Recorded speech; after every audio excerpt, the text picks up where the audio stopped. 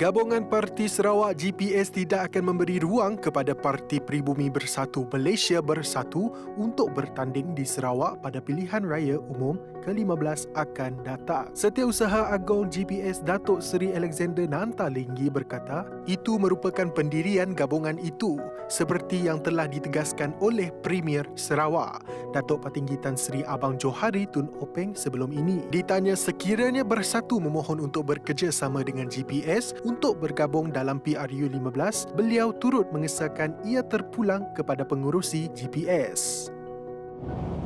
Tindakan GPS untuk tidak memberi ruang kepada Bersatu disifatkan sebagai langkah yang mengutamakan kepimpinan akar umbi untuk bertanding pada PRU15 akan datang. Fellow Penyelidik Pusat Demokrasi dan Pilihan Raya Universiti Malaya UMCEDEL, Profesor Madya Dr. Awang Azman Awang Pawi berkata jika pendirian itu berubah, maka GPS akan dilihat sebagai gabungan yang gagal mengangkat pemimpin sedia ada dalam gabungan itu. Tambahnya, beliau meletakkan keyakinan tinggi bahawa GPS akan kekal dengan kenyataan yang dikeluarkan Premier Sarawak, Datuk Patinggi Tan Sri Abang Johari Tun Openg sehingga PRU15 yang akan datang. Pelan induk bagi pembangunan daerah kecil terusan akan mula dilaksanakan pada tahun ini sejajar dengan pembukaan sektor-sektor pembinaan dan ekonomi lainnya.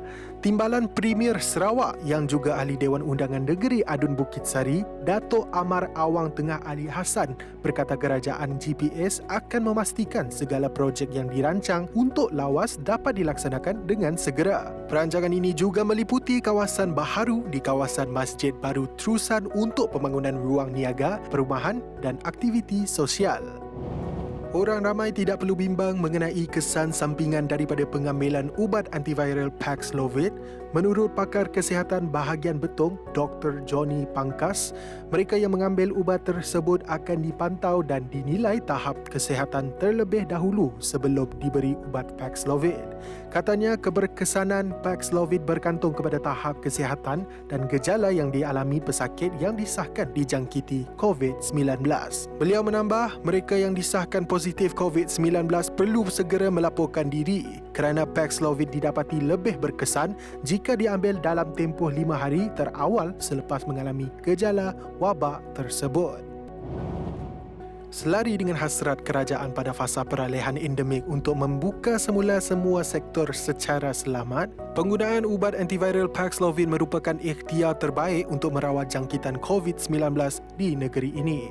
Malah penggunaan ubat antiviral Paxlovid ini nanti dijangka dapat mengurangkan jangkitan teruk COVID-19 dan kemasukan ke hospital. Tinjauan wakil TVS di sekitar Miri mendapati masyarakat memberi respon positif terhadap keprihatinan kerajaan Sarawak untuk melindungi rakyatnya. Menurut Jude Judah, dia berharap agar ubat antiviral itu dapat memberi jaminan kesihatan kepada orang ramai. Bagi Mini Livan pula, dia berharap ubat antiviral ini nanti mudah didapatkan di farmasi berdekatan.